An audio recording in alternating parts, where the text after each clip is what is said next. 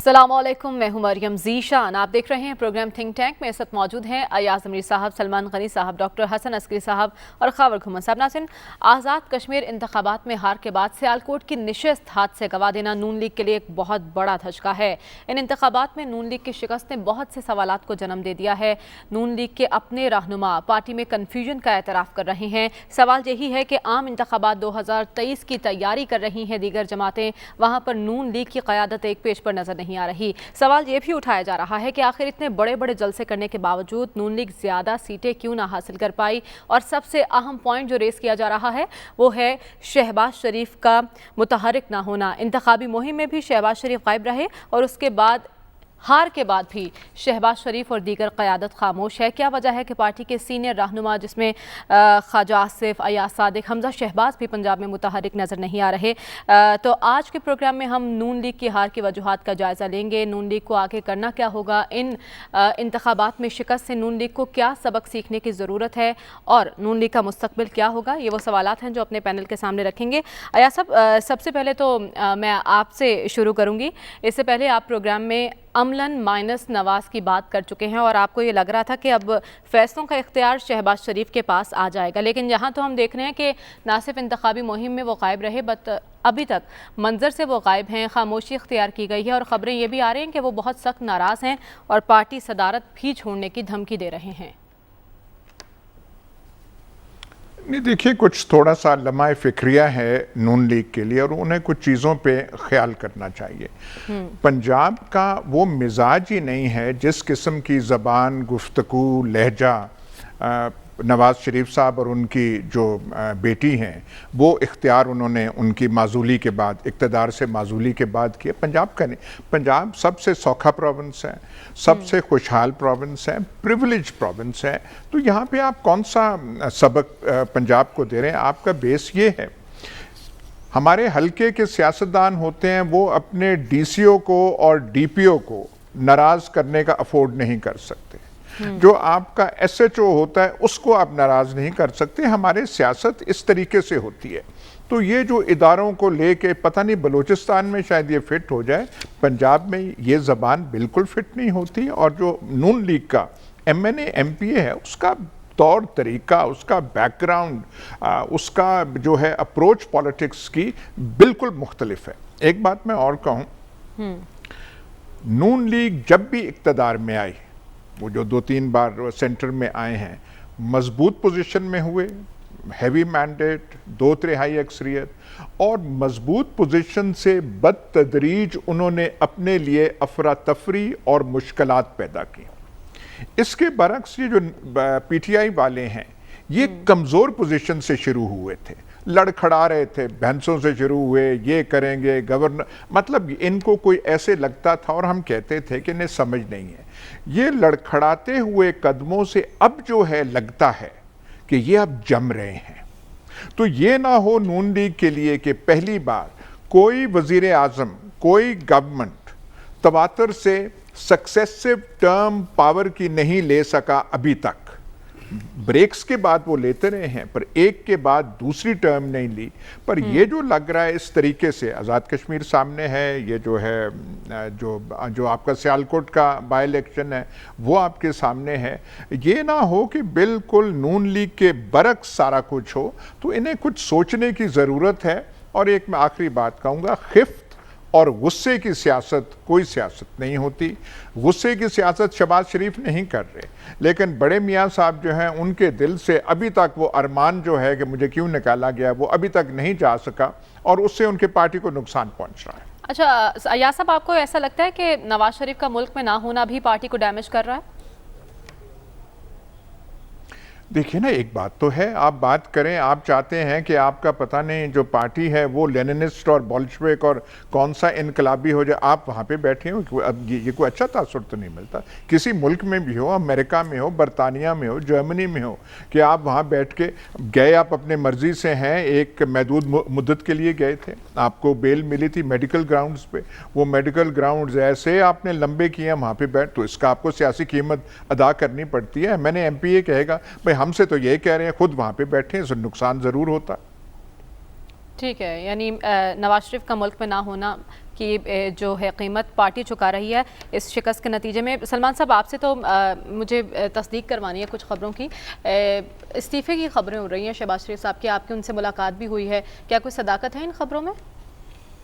دیکھیں، میں اور مجیب الرحمان شامی صاحب ملے ہیں، اچھا۔ ہم نے اس سے جو آزاد کشمیر کی شکست کے اس باب پہ ان سے بات کی ہے۔ میں نے تو ان کی باڈی لینگویج سے قطعاً ایسا کوئی چیز نہیں دیکھی جس میں کہ وہ پارٹی عہدے سے پسپائی اختیار کر لیں، البتہ پارٹی صدر کے طور پہ ان کو تشویش ضرور تھی ان رزلٹس پہ، اور اس پہ بھی کوئی دو آراء نہیں کہ ان کی جو طبیعت ہے وہ ٹھیک نہیں ہے، اور ایسی صورتحال کے اندر جو بنیادی فیصلوں کا اختیار انہیں خود لینا چاہیے تھا۔ دیکھیں، مسلم لیگ نون کے اندر ایک نئی کیفیت طاری ہے، یہ کیوں کر طاری ہے کہ یہ جو سول بالادستی کی جنگ کی بات کی جا رہی تھی، اور اس میں جو پاکستان کی اسٹیبلشمنٹ کو ٹارگٹ کرنے کا عمل، اس نے ایک دو آراء پیدا کی ہے، اس سے اس پارٹی کے اندر ایک تشویش پائی جاتی ہے، اور ہم بارہا دفعہ یہاں پر کہہ چکے ہیں کہ مریم نواز صاحبہ پاکستان کی اسٹیبلشمنٹ کو ٹارگٹ کر کے بڑے جلسے کر رہی ہیں۔ دیکھیں، عوامی سطح پہ پذیرائی ضرور ملتی ہے، کیا الیکشن جیتنے کے لیے بڑے جلسے ہی ضروری ہوتے ہیں یا اس کے لیے کوئی اور حکمت عملی بھی بنانی پڑتی ہے؟ آزاد کشمیر کے اندر ان کے ساتھ یہی کچھ ہوا کہ بڑے جلسے تو انہوں نے کیے، لیکن انتخابات جیتنے کے لیے جو حکمت عملی پلیس پہ بنانی چاہیے تھی وہ نہیں بنائی، لہٰذا وہاں پر انہیں شکست ہوئی، اور شکست بھی دیکھیں بات یہ کہ وہاں پر تو یہ سمجھا جا رہا تھا کہ وہ دوسری پوزیشن لیں گے، وہ تیسری پوزیشن پہ آ گئے۔ اور سیالکوٹ کا جو الیکشن ہے، میں سمجھتا ہوں کہ یہ صرف سیاسی جو انتخابی نتیجہ ہے یہی اپسیٹ نہیں ہوا، اس سے پاکستان مسلم لیگ نون کی سیاست بھی اپسیٹ ہوئی ہے، چونکہ یہ سیٹ انہوں نے 2018 میں 17,000 کی لیڈ سے جیتی تھی، اب انہوں نے وہاں پر 6,000 کی لیڈ سے ہار دی ہے۔ دیکھیں، یہ سیٹ اصل میں کینڈیڈیٹ تھا کاف لیگ کا، چودھری صاحبان کا کینڈیڈیٹ تھا، سلیم بریار صاحب ان کے سینئر وائس پریزیڈنٹ ہیں پنجاب کے۔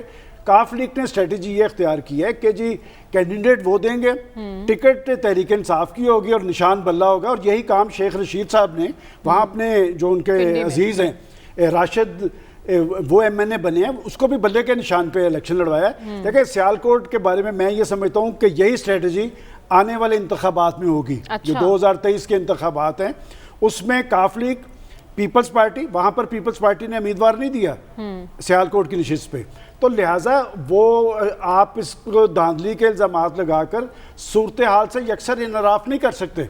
اصل بات ہوتی ہے کہ آپ کو تجزیہ کرنا ہے کہ آزاد کشمیر میں آپ کے ساتھ کیا ہوا ہے، آپ دھاندلی کا شور مچا کر وہاں پر آپ کی اسٹریٹجی کیا تھی، اس پہ غور کرنا پڑے گا۔ دیکھیں، پارٹیز صرف اس میں افراد نہیں بالادست ہوتے، پارٹی کے ادارے ہوتے ہیں، تو میں سمجھتا ہوں کنفیوژن کون دور کرے گا؟ دو بیانیوں کی اصل کام شہباز شریف صاحب کا ہے، اگر وہ پارٹی پریزیڈنٹ ہے اور پالیسی کا اختیار کس کو ہے۔ دیکھیں، ایک بات تو بڑی ہٹ کے کہ جی نواز شریف صاحب اس پارٹی کے قائد ہیں، جب آپ نے پارٹی کا پریزیڈنٹ انہیں بنایا ہے اور مریم نواز صاحبہ جلسے از خود کر رہی ہیں، بڑے جلسے کر رہی ہیں، تو وہ نہ اپنے بڑے بھائی کو امبیرس کرنا چاہتے ہیں، نہ اپنی بھتیجی کو، اور جب تک یہ بیٹھ کے سر جوڑ کے نہیں بیٹھیں گے۔ دیکھیں، ہم یہاں پر اداروں کی بات بہت کرتے ہیں، یہ ادارے مضبوط ہونے چاہیے، اداروں کی بالادستی، جب پاکستان کے اندر آپ جمہوری سسٹم چلا رہے ہیں تو پولیٹیکل پارٹیز بھی ادارے ہیں پاکستان کے، اور دنیا کے جمہوری معاشروں کے اندر جہاں جہاں پر پولیٹیکل پارٹیز موجود ہیں، پولیٹیکل پارٹیز جتنی سٹرونگ ہوتی ہیں وہاں کا سسٹم سٹرونگ ہوتا ہے۔ ہماری سیاسی بدقسمتی یہ ہے کہ یہاں پر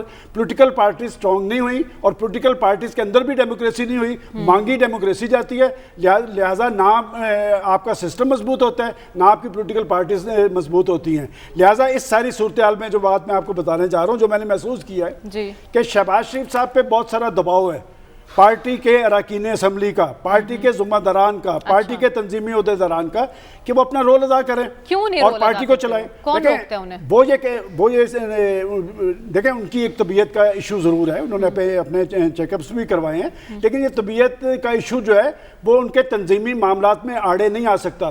وہ جو افواہیں پھیلائی جا رہی ہیں کہ وہ ریزائن کر دیں گے، اور مزیداری کی بات یہ ہے کہ ریزائن کی افواہیں بھی وہ وہاں سے پھیلائی جا رہی ہیں جو خود ریاستی اداروں کو ٹارگٹ کرتے ہیں۔ تو میں سمجھتا ہوں کہ اگر شہباز شریف صاحب کو جو صورتحال پارٹی کے اندر بنا دی گئی ہے، اگر فیصلوں کا اختیار نہ ملا تو یہ صورتحال زیادہ دیر اس طرح قائم نہیں رہ سکے گی۔ پنجاب ان کا پاور بیس ہے، اور سیالکوٹ کی نشست پہ انہیں ہونے والی جو شکست ہے وہ پارٹی کے لیے لمحہ فکری ہے. لہٰذا انہیں بیٹھ کے سوچنا چاہیے کہ اس کیفیت میں جب پنجاب کے ضمنی انتخابات انہوں نے جیتنے ہیں, کیا یہ حکومتی کارکردگی کو ٹارگٹ کریں گے یا ریاستی اداروں کو؟ ٹھیک ہے, سوال یہی ہے کہ کیا نون لیگ کے لیے گھبرانے کا وقت آ چکا ہے, کیونکہ ان کے اپنے رہنما اعتراف کر رہے ہیں کہ دو بیانیوں کی کنفیوژن ہے. جی خبر, آپ کچھ کہہ رہے ہیں؟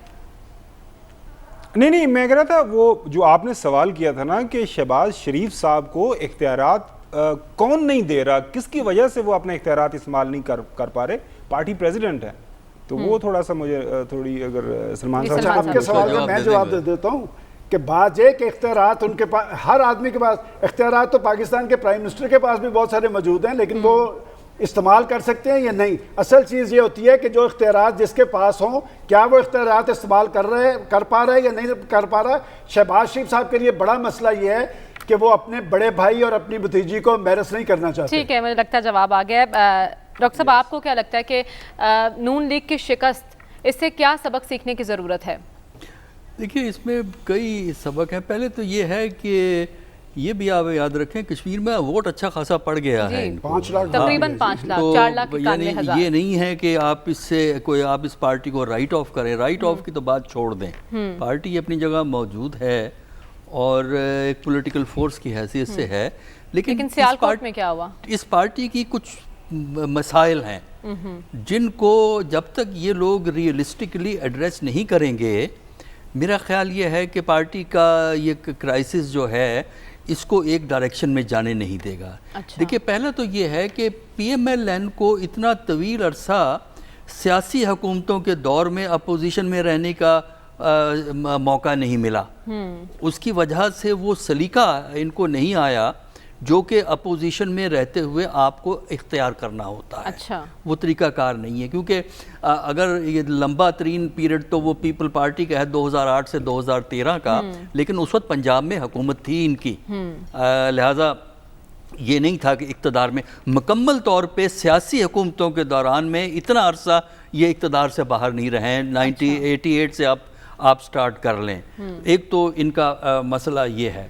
دوسرا جو مسئلہ جو ہمیں وہ نظر آتا ہے کہ جو اندرونی طور پر یہ فیصلہ نہیں کر پا رہے کہ پارٹی کو کس کی ڈائریکشن پہ چلانا ہے. اگر جو ہیں لیڈرشپ میں اصل لیڈرشپ کنٹرول کر رہے ہیں نواز شریف صاحب, اور نواز شریف صاحب جو سکسیشن چاہتے ہیں وہ ہمیں پتہ ہے, وہ بیٹی کا سکسیشن چاہتے ہیں.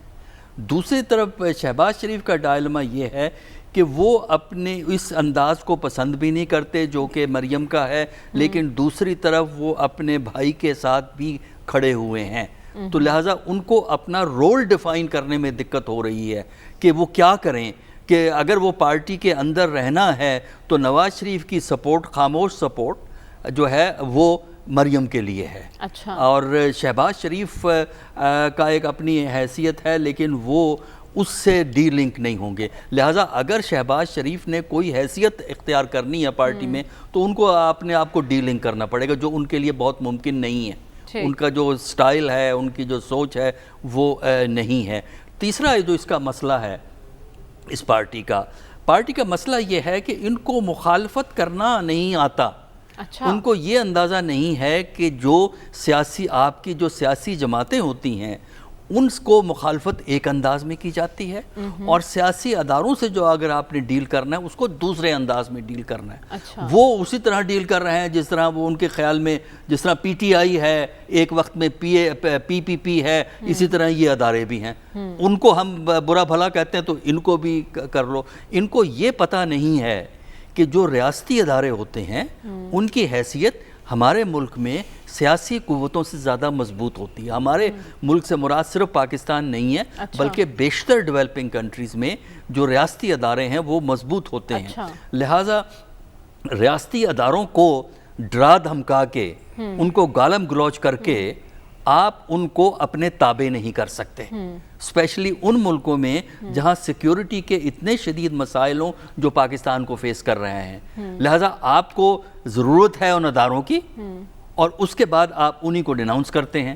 پھر یہ ہے کہ دلچسپ بات یہ ہے, اس ملک میں جس سیاسی جماعت نے اداروں سے سب سے زیادہ بینیفٹ کیا ہے وہ PMLN ہے. اچھا. اگر آپ تاریخ کو پڑھیں, کسی اور سیاسی جماعت نے اداروں سے اتنا فائدہ نہیں حاصل کیا جتنا کہ PML میں ہے, اور PMLN ہی اب نعرے لگا رہی. دیکھیے 1988 1990 میں میں آپ کو ایک کمپیریزن دیتا ہوں. 1988 اور 1990 میں پنجاب میں نواز شریف تھے, فیڈرل لیول پہ بے نظیر تھی, اور نواز شریف نے پروونشل آٹونومی کا ایشو کھڑا کیا. یہ جو پنجاب بینک بنا تھا یہ اسی دور کی پیداوار ہے, اور نواز شریف صاحب تو پنجاب کا ایک ٹی وی بھی سٹارٹ کرنا چاہتے تھے کہ PTV پہ حکومت کا, فیڈرل حکومت کا کنٹرول ہے, ہمارا اپنا ہونا چاہیے. ڈاکٹر صاحب, وقت کی اہم ضرورت تو یہ جاننے کی کوشش ہے نا کہ پارٹی میں پذیرائی کس کے بیانیے کو ہے. کیا لیڈرشپ فیصلہ نہیں کر سکتی کہ کون کس بیانیے کے ساتھ ہے, اکثریت کس بیانیے کے ساتھ ہے؟ دیکھیے پارٹی میں جو توازن ہے, میں پہلے کہہ چکا ہوں, وہ نواز شریف صاحب کنٹرول کرتے ہیں. اچھا. لہٰذا ان کا جھکاؤ جو ہے وہ اپنی بیٹی کی طرف ہے, اور اپنے بھائی سے وہ اتنے دور نہیں ہیں. اسی طرح بھائی جو ہیں وہ ان مریم کے پوائنٹ آف ویو سے ایگری نہیں کرتے, لیکن وہ اپنے بھائی کے ساتھ کھڑے ہیں. تو یہ ایک بڑا ایک ڈائلما ہے جس کی وجہ سے پارٹی کے اندر کنفیوژن پیدا ہو رہا ہے. جب تک یہ کنفیوژن دور نہیں ہوگا تو وہ معاملہ جو ہے نا, چاہے وہ اداروں سے لڑیں, چاہے اس سے لڑیں, اس سے لڑیں, وہ ان کا حل نہیں ہوگا. جب تک اس کو ایڈریس نہیں کریں گے اتنا ہی کنفیوژن ان کو الیکشن میں زیادہ فیس کرنا پڑے گا. ٹھیک ہے, کنفیوژن ہے جس کو دور کرنا ضروری ہے. خاور, آپ کیا کہیں گے, نون لیگ کا مستقبل کیا ہے, اور اسپیشلی سیالکوٹ الیکشن کے بعد پارٹی میں کیا ٹینشن چل رہی ہے؟ میرے خیال میں سلمان غنی صاحب نے بہت ہی احسن طریقے سے جو پارٹی کے اندر جو معاملات ہیں اس پہ بات کی, اور سٹوری جو ڈاکٹر صاحب نے بھی بتا دیا کہ سکسیشن کا ہے, کہ پارٹی کو آئندہ لیڈ کس نے کرنا ہے. یہ ایک فطری عمل ہے, اور پاکستان کی سیاست جو ماضی قریب کے اندر ہم نے دیکھا کہ بھٹو صاحب کے بعد ان کی بیٹی آئی, بیٹا پیچھے رہ گیا, ایک جگہ تھا. یہ ود ان فیملی میں بات کر رہا ہوں, ایک ہی والد کی اولاد تھی. اب یہاں پہ کیا ہو رہا ہے, اب یہاں پہ ایک طرف نواز شریف صاحب ہیں, دوسری طرف شہباز شریف صاحب ہیں. ہم نے دیکھا کہ پچھلی 2-3 دہائیوں سے شہباز شریف صاحب اور نواز شریف صاحب نے آپس میں بڑے پیار محبت سے سیاست کی, اور شہباز شریف صاحب نے ہمیشہ بڑے مؤدب ایک بھائی کے طور پر, چھوٹے بھائی کے طور پر بڑے بھائی کی تمام باتیں مانی, اچھے برے فیصلے جو بھی تھے, اعتراض ہوا کرتا تھا لیکن سارے فیصلے مانے. اب ریسنٹلی ہوا کیا ہے, جو سٹوری جب یہ ڈیولپ ہونا شروع ہوئی, اور میرے خیال میں اشارے جو ہیں وہ بہت واضح ہیں.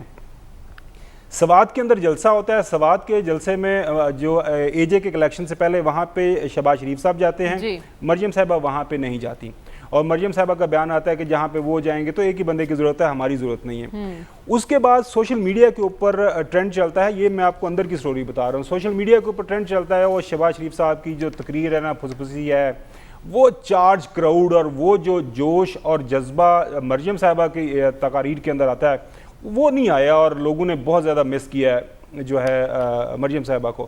اس کے بعد ہم دیکھتے ہیں لاہور سے خبریں آنا شروع ہو جاتی ہے کہ AJ کی جو الیکشن مہم ہے اس کو پارٹی نے فیصلہ کیا ہے کہ جی مریم اور جو ہے شہباز شریف صاحب چلائیں گے, ان کے درمیان جو ہے جو کام کی تقسیم کر دی گئی ہے. اس کے بعد ہم دیکھتے ہیں کہ شہباز شریف صاحب پورے خاموش ہو جاتے ہیں, اور مریم صاحبہ وہاں پہ چلے جاتی ہیں, وہ اپنا بیانیہ لے کے, اور ان کے جو 2-3 ایڈوائزرز ہیں, پرویز رشید صاحب ہیں, محمد زبیر صاحب ہیں, عرفان صدیقی صاحب جو ابھی سینیٹر بھی ہیں, وہ تقاریر اور الفاظی اور ساری چیزیں ان کے ساتھ ان کو اویلیبل ہوتی ہے, مہیا ہوتی ہے. ماشاءاللہ بڑی اچھی تقریر کر لیتی ہیں اب مریم صاحبہ.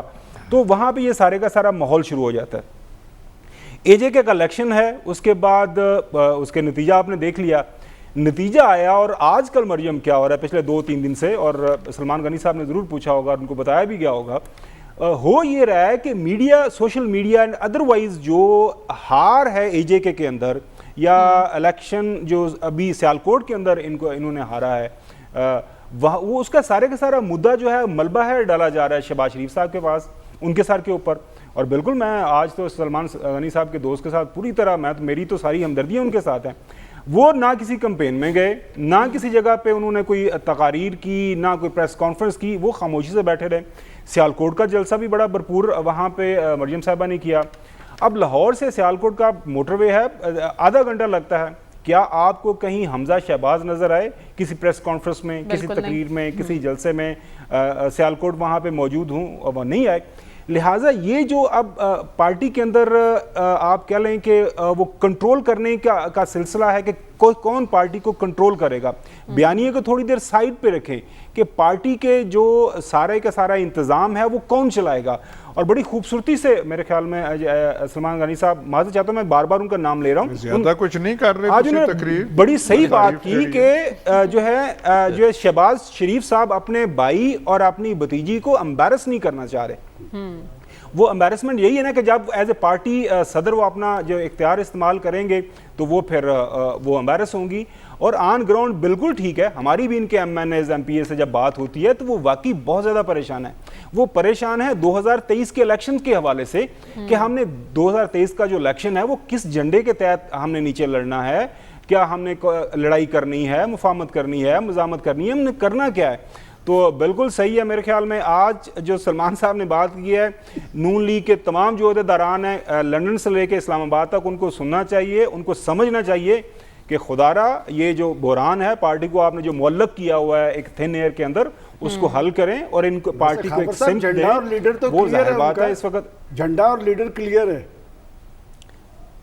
لیکن وہ میدان کے اندر جب وہ میدان جنگ میں جو ہوتا ہے نا اندر جو سی او ہوتا ہے, بنیادی طور پر لڑائی تو اس نے کرنی ہے نا. ایک چھوٹا ایسی سا تعریف سوال کو میں نے بھی آپ نمک سے پاشی کرنا ہے. کہتے ہیں. جی سلمان صاحب, چھوٹا سا بالکل سوال, آپ نے میرے سے اختیارات کی بات کی تھی تو میں آپ کو یاد کروا رہا ہوں کہ ایک حکومتی ذمہ دار سے ہم لوگ ملے تھے, آپ اور میں بھی وہاں موجود تھے. تو اس نے آ کے کہا تھا کہ ایک تو میں ان لوگوں کی بلیک میلنگ سے نہیں نکل پا رہا, تو کچھ روز کے بعد وہی بات انہوں نے کر دی تھی. لہٰذا اختیارات کا استعمال اصل چیز ہوتا ہے. ٹھیک ہے. یہاں پر ہم یہ دیکھ رہے ہیں کہ پارٹی قیادت کو ایک پیج پر آنا ہوگا, 2023 کے انتخابات کی تیاری کرنی ہے اور پارٹی کو متحد رکھنا ہے, تو یہ کنفیوژن دور کرنی ہوگی جس کا ذکر نون لیگ کے رہنما بھی کر رہے ہیں. ہمیں پروگرام میں آگے بڑھنا اور بات کرنی ہے عالمی سیاست کے محور افغانستان کی. اس بریک کے بعد stay with us. Welcome back ناظرین. افغانستان میں بدلتی صورتحال کے پیش نظر مشیر قومی سلامتی موئد یوسف ہائی آفیشلز کے ہمراہ واشنگٹن میں, جبکہ امریکی وزیر خارجہ اینتھنی بلنکن دلی میں, اور طالبان کا وفد چین میں اہم ملاقاتیں کرتے دکھائی دیا ہے. ہمیں ایاز صاحب, ملا برادر کی سربراہی میں طالبان کے وفد کی چینی وزیر خارجہ سے ملاقات ہوئی ہے. آپ کو لگتا ہے کہ چین کوئی اہم کردار ادا کر سکتا ہے سیاسی حل کے لیے, اور اس ملاقات کو انڈیا اور امریکہ کس نظر سے دیکھ رہے ہیں؟ چین جو بات کر رہا ہے بڑی سینسبل کر رہا ہے. انہوں نے ان کو دعوت دی, اور ملا برادر جس کی پوزیشن طالبان میں بہت اہمیت کی حامل ہے, وہ وفد کی وہاں انہوں نے قیادت کی. جی. چین چاہتا کیا ہے؟ ایک تو چین کو ہمیں ذہن میں رکھنا چاہیے, یہ مذہب سے چین کو کوئی شغف نہیں ہے. چینی ریاست, چینی کمیونسٹ پارٹی, اس میں مذہب کی کوئی وہاں پہ, اور یہاں پہ جو اپنا ایک وہ انٹرفیئر نہیں کرتے کسی کی وہ داخلی صورتحال میں, لیکن جسے ہم شدت پسند اسلام کہتے ہیں یا فنڈامنٹلسٹ اسلام کہتے ہیں, اس کے لیے ٹالرنس چین میں بالکل نہیں ہے. اور ان کو اپنا جو پروونس ہے شنجیانگ کا, وہاں پہ ایک پرابلم ہے کہ وہاں پہ فنڈامنٹلزم جو ہے ایک پرابلم ان کے لیے رہا ہے.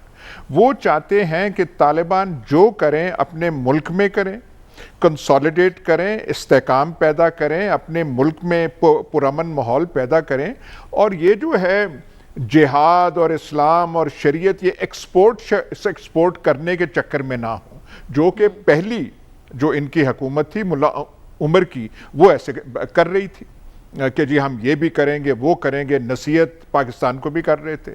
ایک خط جنرل مشرف کو لکھا تھا, ذاتی خط ملا عمر نے, کہ آپ اسلامی ہو جائیں اور آپ یہ ہو جائیں, آپ وہ ہو جائیں. تو بھائی جو طالبان سے ڈر باقیوں کا کیا ہے, یہی ہے کہ یہ چیزیں ایکسپورٹ نہ کریں. ٹھیک. آپ نے وہ دیکھا ہے, آپ نے ضرور دیکھا ہوگا وہ جو انٹرویو ہے اس کا تحریک طالبان پاکستان کے جو موجودہ سربراہ یا امیر ہیں, نور ولی محسود جو ہیں, اس کا جو انٹرویو کیا کہتا ہے وہ, اس نے برملا CNN کے انٹرویو میں کہا کہ پاکستان کے قبائلی علاقے کو ہم آزاد کرانا چاہتے ہیں, وہاں ہم اپنا شرعی نظام لانا چاہتے ہیں. اب ہم بھی, اگر چین ان سے ضمانت مانگ رہا ہے طالبان سے, تو ہمارا بھی بنتا ہے کہ بھائی بات سنیں, طالبان حکومت میں آئیں, کابل پہ قبضہ کریں, تو آپ کا تعلق TTP سے کیا ہوگا؟ آپ انہیں سپورٹ کریں گے؟ ہماری ہمدردیاں ایک حد تک طالبان سے رہی ہیں, لیکن یہ ہمیں کیا سودا پڑے گا؟ ہمدردیاں بہا رہی, ہم ان کے فیسیلیٹیٹر بھی رہے, ان کو مذاکرات کی میز پہ بھی ہم لائے, اور وہاں سے یہ جو نور ولی مسعود اور ٹی ٹی پی ہیں وہ اگر اعلان جنگ کر دیں یا سرگرمیاں پاکستان کے خلاف کریں تو پھر مطلب وہ بنتا کیا ہے ہمارا؟ وہ جو طالبان کے ساتھ جو ہمارے اگر تعلقات ہیں ان کا پھر شاخسانہ کیا ہے, اس سے ہمیں ملے گا کیا؟ تو چین بھی یہی چاہ رہا ہے کہ بھائی اپنے جو کرنا ہے اپنے ملک میں استحکام پیدا کرو. یہ ہم نے پاکستان نے ہم بھی ایکسپورٹ کی پالیسی پہ رہے ہیں, جہاد یہاں ایکسپورٹ کرو وہاں ایکسپورٹ کرو, یہاں بھی تنظیمیں بنی یہاں بھی لشکر بنے. ہم نے دیکھا نہیں ہے کہ کتنا نقصان ہم نے اپنا کیا, ملک کو ہم نے تباہ کر دیا ان لشکروں اور تنظیموں کے پیچھے کہ یہ ہم ایکسپورٹ کر. اچھا ایک اور چیز کہہ دوں, یہ جو نور ولی مسعود ہیں, ساری کی ساری تعلیم اس کی پاکستانی مدرسوں میں ہوئی ہے, فیصل آباد میں, گجرانوالہ میں, کراچی میں, اور یہ مدرسوں کا نظام ہم سے نہیں کنٹرول ہو رہا. اور اس کا یہ ساری طالبان لیڈرشپ کہاں سے آئی ہے؟ پاکستان کے مدرسوں سے. اکوڑا خٹک ان کی یونیورسٹی تھی, یہاں سے گئے. تو یہ چیزیں ساری جو اب صورتحال ہو رہی ہے ہمیں کچھ دیکھنا چاہیے کہ ماضی میں ہم کیا کرتے رہے ہیں, اس سے ہم نے کیا فائدہ اٹھایا اور کیا ہم نے. امریکی وزیر خارجہ نے دلی میں کچھ ملاقاتیں کی ہیں اور وہاں انہوں نے یہ بیان دیا ہے کہ بزور طاقت اگر اقتدار حاصل کیا گیا تو افغانستان تنہا رہ جائے گا. دیکھیں مریم, میں اس پہ بھی بات کروں گا, لیکن جو چین کا وزٹ ہے یہ بڑا امپورٹنٹ ہے, اس لیے کہ چین میں ان کو بلایا گیا ہے. ملا برادر اور یہ وفد ان کی قیادت میں گیا ہے. کیوں بلایا گیا ہے؟ یہ داسو ڈیم کا پس منظر ہے. اچھا. اور ان کے پاس یہ انفارمیشن تھی کہ وہ ایک تنظیم ہے ETMI اور TTP, انہوں نے مل کے وہاں پر کیا ہے. ان کے 9 انجینئر وہاں پر جا ہوئے ہیں. پاکستان کے لیے ایک بڑا چیلنج کھڑا ہوا ہے. وہ ٹیم چین کی پاکستان میں آئی, اس نے داسو ڈیم میں تحقیقات کی. تحقیقات کے نتیجے میں پتہ چلا کہ یہ ترکستان اسلامی تحریک اور TTP نے مل کے یہ کیا ہے. وہاں انہوں نے باور کروایا ہے کہ اس طرح کی صورتحال ہم برداشت نہیں کریں گے. اور پاکستان نے اور چین نے ان کو الٹیمیٹم دیا ہے کہ TTP سے اور اس تنظیم سے آپ کو اپنے رابطے ختم کرنے پڑیں گے, اور طالبان نے انہیں یقین دہانی کروائی ہے. جہاں تک کہ انڈیا کی بات ہے, ان کے وزٹ کی, امریکی وزیر خارجہ, دیکھیں بات یہ کہ امریکہ کے پاس تو حل موجود ہے کہ یہ اشرف غنی کس کا پپٹ ہے, وہاں پر ان کا بٹھایا ہوا ہے. امریکہ کیا چاہے گا کہ جہاں پر وہ پسپائی اور رسوائی اختیار کی اس نے طالبان کے ہاتھوں, تو کیا وہاں پر آرام سے وہ حکومت بننے دے گا؟ میں نہیں سمجھتا کہ انڈیا وہاں پر جو کھیل کھیل رہا ہے سب کو پتہ ہے, اور انڈیا پاکستان کے اندر دہشت گردی کے حوالے سے جو کھیل کھیل رہا ہے وہ بھی سب کو پتہ ہے. اور یاسر صاحب جو جس شخص کی بات کر رہے ہیں 100% TTP کے پیچھے انڈین ہے, رائے اور NDS ہے. لہٰذا ہمیں ساری صورتحال کا جائزہ لیتے ہوئے وہی کام کرنا پڑے گا کہ ہم نے اپنا ہاؤس ان آرڈر رکھنا ہے. اس دہشت گردی کے نتیجے میں ہمیں بڑا جانی اور مالی نقصان ہوا ہے, ہم نے بڑا بھگتا ہے, تو لہٰذا پاکستان کی سرزمین اس کام کے لیے استعمال نہیں ہونی چاہیے. ٹھیک ہے. اور جو ملاقات ہوئی ہے چین کے ساتھ ملا برادر کے وقت میں طالبان کی, کیا انڈیا کی صفوں میں کوئی بے چینی ہے اس کو لے کر, اسی لیے امریکی وزیر خارجہ وہاں پر گئے ہیں؟ یہ سوال رکھوں گی ڈاکٹر صاحب آپ کے سامنے, لیکن اس بریک کے بعد stay with us. Welcome back ناظرین, بریک پر جانے سے پہلے ڈاکٹر صاحب سوال آپ کے لیے چھوڑ کے گئی تھی, امریکی وزیر خارجہ کے دورہ انڈیا کا مقصد, اور کیا چین نے صرف اپنے تحفظات سے آگاہ کرنے کے لیے طالبان سے ملاقات کی ہے, یا چین کوئی کردار ادا کر سکتا ہے افغانستان میں سیاسی حل کے لیے؟ دیکھیے چین کا ایک کردار تو ہے نا, کیونکہ وہ اس علاقے کا ملک ہے, اس کے سیاسی عزائم ہیں اور سیاسی کنسرنز بھی ہیں. دیکھیے جہاں تک ایک چیز میں چین وہی چاہتا ہے جو امریکہ چاہتا ہے, اور وہ یہ ہے کہ اس ملک کے اندر افغانستان میں کوئی ایسا انڈرسٹینڈنگ ڈیولپ ہو کہ وہاں پیس اینڈ سٹیبلٹی ہو جائے. یہ امریکہ بھی چاہتا ہے, طریقہ کار مختلف ہے, چین بھی چاہتا ہے. لیکن دوسرا فرق بھی ہے. فرق ان کا یہ ہے کہ وہ طالبان سے یہ ایشورنس چاہتے ہیں کہ ان جب اگر وہاں خلفشار بھی ہوتا ہے یا وہ ایک ڈومیننٹ پوزیشن لیتے ہیں تو وہ صورتحال پیدا نہیں ہوگی جو کہ پہلے طالبان کے دور میں تھی, 96 سے 2001 کے دور میں تھی, جبکہ اس وقت افغانستان ایک مرکز بنا ہوا تھا انٹرنیشنل ٹیررسٹ ایکسٹریمسٹ گروپس کا. اور چین کا بیسک کنسرن ہے جو اپنا ان کا شنجیانگ ریجن ہے, اور اس سلسلے میں وہ یہ نہیں چاہتے کہ ان کے جو ڈسیڈنٹ ایلیمنٹ ہیں وہ افغانستان میں آگے کوئی اس قسم کی کارروائی کریں. تو اس لیے وہ ان سے یہ گارنٹی مانگتے ہیں کہ اب یہ نہیں ہوگا کہ ٹیررسٹ سینٹر نہیں بنے گا افغانستان. اور یہاں آ کے جو بیسک فرق جو پیدا ہوتا ہے, جہاں ایک طرح چیز کامن ہے امریکہ کے ساتھ, ایک چیز میں فرق ہے. فرق یہ ہے کہ امریکہ کو یہ بڑی کنسرن ہے, کیونکہ امریکہ اور چین کی رائیولری انٹرنیشنل سسٹم میں موجود ہے, تو امریکہ کو اس بات کا کنسرن ہے کہ چین کا انفلوئنس جو ہے وہ جو ہے افغانستان میں نہ ہو. پاکستان کے اندر ہے, وہ یہ نہیں چاہتے کہ افغانستان کے اندر ان کا انفلوئنس ہو. تو یہ ایک کانٹرڈکشن ہے امریکہ کی پالیسی کے اندر. ایک طرف وہ چاہتے ہیں کہ افغانستان میں اسٹیبلٹی میں چین حصہ لے, دوسری طرف وہ چاہتے ہیں کہ چین کا انفلوئنس بھی نہ ہو. تو اس کی وجہ سے ہمیں یہ کانٹرڈکشن جو ہے وہ نظر آتی ہے. جہاں تک انڈیا کا تعلق ہے, دیکھیے انڈیا میں جو سیکرٹری آف اسٹیٹ نے بھی وزٹ کی ہے وہ صرف افغانستان کی وجہ سے نہیں کی ہے. افغانستان تو ایک فیکٹر ہے کہ انڈیا وہاں ایک رول پلے کرتا رہے, لیکن وہ جانتے ہیں کہ وہاں بنیادی رول جو ہے انڈیا کا نہیں ہے, اسی لیے وہ پاکستان کی بات کرتے ہیں. لیکن انڈیا ریلیونٹ ہے, امریکن ایجنڈا چین کے خلاف جو ہے انڈیا ریلیونٹ ہے. جو ایشیا پیسفک میں اینٹی چائنا پالیسی ہے, ساؤتھ چائنا سی کے اندر جو امریکن پالیسی ہے اس میں جو ہے انڈیا کی مدد کی ضرورت ہے. تو ایک براڈر ایشین ایجنڈے میں انڈیا ریلیونٹ ہے امریکہ کے لیے, صرف افغانستان کے لیے نہیں. ٹھیک ہے خاور, آپ کیا کہیں گے؟ امریکہ چین بھارت میں اہم ملاقاتیں ہو رہی ہیں, کیا اشارے دے رہی ہیں اور کیا کوئی بات بنتی دکھائی دے رہی ہے؟ دیکھیں, ایک تو ایک ڈکلیئرڈ اتحادی ہے اس خطے میں انڈیا امریکہ کا, تو اس لحاظ سے جس طرح ڈاکٹر صاحب نے فرمایا کہ ان کی ملاقاتیں بنتی بھی ہیں اور وہ آتے جاتے رہیں گے. لیکن اصل جو ایشو ہے نا اس وقت افغانستان کا, ظاہر ہے وہ ایجنڈے کے اوپر ہے, ایجنڈا نمبر 1 کے اوپر ہے. جو پہلا سوال چائنا, دیکھیں چائنا اس وقت نے پوری دنیا کے اندر انویسٹمنٹ کی ہوئی ہے. جو ان کا جو BRI ہے, سی پیک, اس کا بہت ہی کلیدی جو ہے اس کے اندر اس کا حصہ ہے.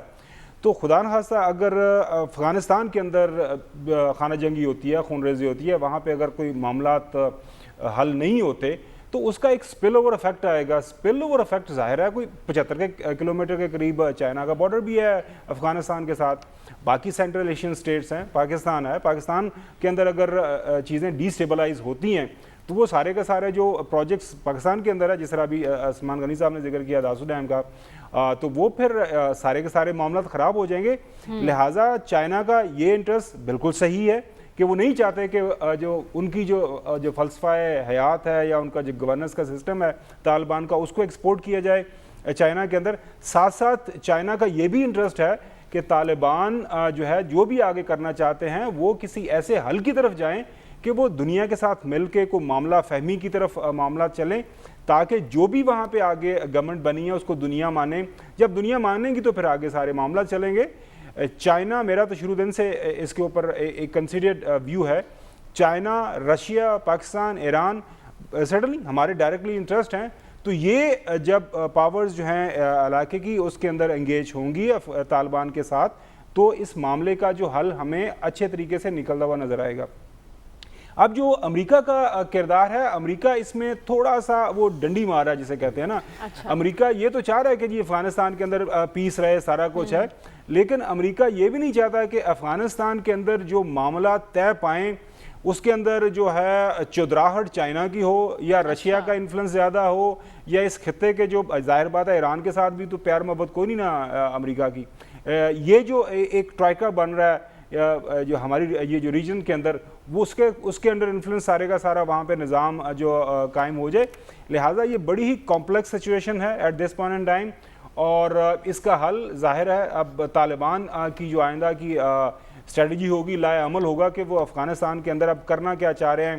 ابھی تک تو ان کی اسٹریٹجی سے یہی لگ رہا ہے کہ وہ اس طرح کا ایک ملٹری اوفینس نہیں کر رہے, وہ جو ان کی سائڈوں سے جو لائنز ہیں, کمیونیکیشن لائنز, ان کو بلاک کر رہے ہیں, پریشر بڑھا رہے ہیں آہستہ آہستہ. ایونچولی پھر ظاہر ہے کسی نہ کسی جو معاملہ ہے کسی حل کی طرف جانا ہے.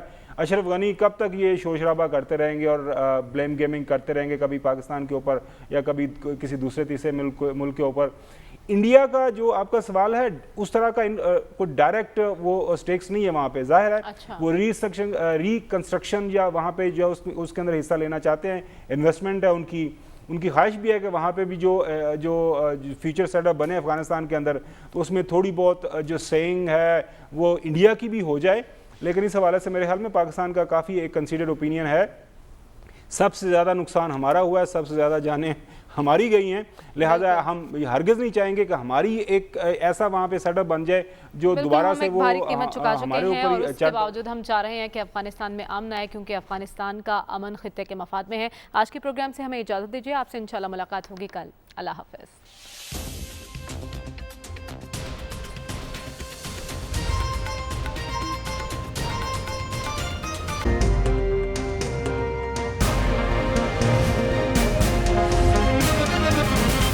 دنیا خبر کی دنیا